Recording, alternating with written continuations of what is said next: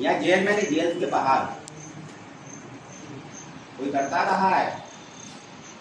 आप लोगों में से ऐसे बहुत सारे लोग होंगे, कोई उसमें ऐसी बात नहीं है, जो कभी तंबाकू का सेवन करते होंगे, शराब का सेवन करते होंगे, या किसी प्रकार का और सूखा नशा के आदी होंगे, वो पूछा जा रहा है। हम मदद कर सकते हैं उसमें, इसलिए पूछ रहे हैं। आपकी ये आदत छुड़ाने में मदद की जा सकती है।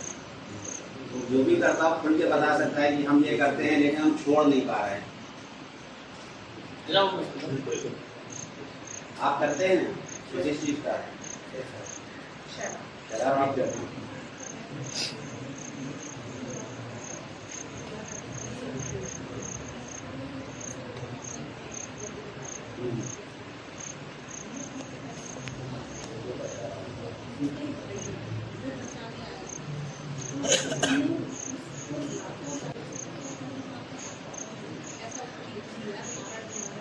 भाई खत्म हुआ तुम्हारा, चाचा जी खत्म हुआ, उनका भाई।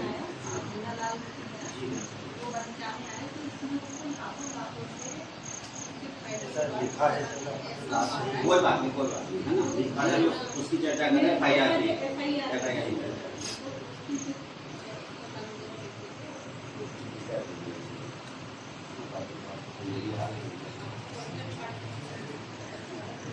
देखो उमेश, तुम ये तो एक्सेप्ट करते हो ना कि तुम शराब पीते हो, तुमने प्राइवेट पार्ट पे नहीं मारा, तुमने कहीं मारा हो, ठीक है, लेकिन तुम्हें ये बात का तो अंदाजा होगा कि यदि तुम शराब नहीं पीते होते तो शायद तुम्हारे सेंसेस, तुम्हारा दिमाग ज़्यादा काबू में रहता था, तुम ये समझ पाते कि ये हम करेंगे तो इसका परिणाम क्या होगा। और यही बात आप सबको यही बताने का प्रयास किया जा रहा है कि आप में से बहुत सारे लोग यहाँ पर अंदर इसलिए होंगे क्योंकि वो अपराध आपसे इसलिए हुआ कि किसी न किसी वजह से आप नशे के शिकार थे।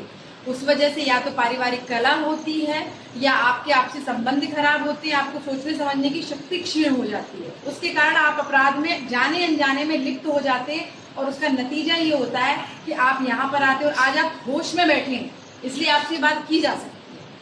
आपको आपके बाहर समझाया जाता होगा तब आपको नहीं समझ में आता होगा। तो सबसे पहला तो निश्चय ये कि यदि आप में से आप ये दृढ़ कर लीजिए कि हमें ये चीज़ छोड़नी है, चाहे वो तंबाकू देखिए खाएंगे आप तो आपको आज नहीं तो कल ओल्ड एज में जाके कैंसर, मुंह का कैंसर होना ही है, ये समझ लो।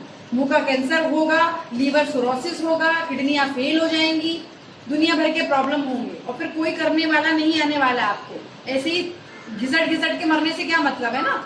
इसलिए ये जेल जो है, आप यहाँ पर आए हैं तो ये सोच के चलिए कि एक तरीके से ये पुनर्वास केंद्र है। आज के समय में जेल ऐसी नहीं हो गई है कि आपको दंड के लिए यहाँ पे रखा जाए। आप इसको समझिए कि ये आपके पश्चाताप की जगह है और आपका पुनर्वास केंद्र है। आप जितने दिन यहाँ पर हैं आप उस नशे से दूर हैं।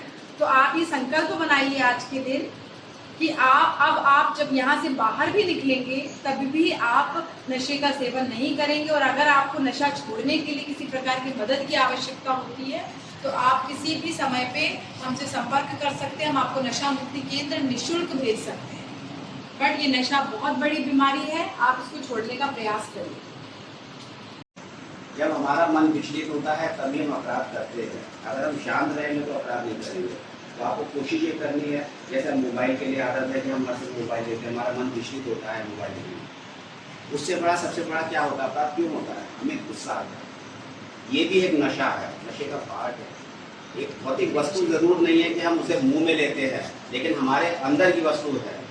हम कोशिश करें, मेडिटेशन करें कि हम उसे कम करें।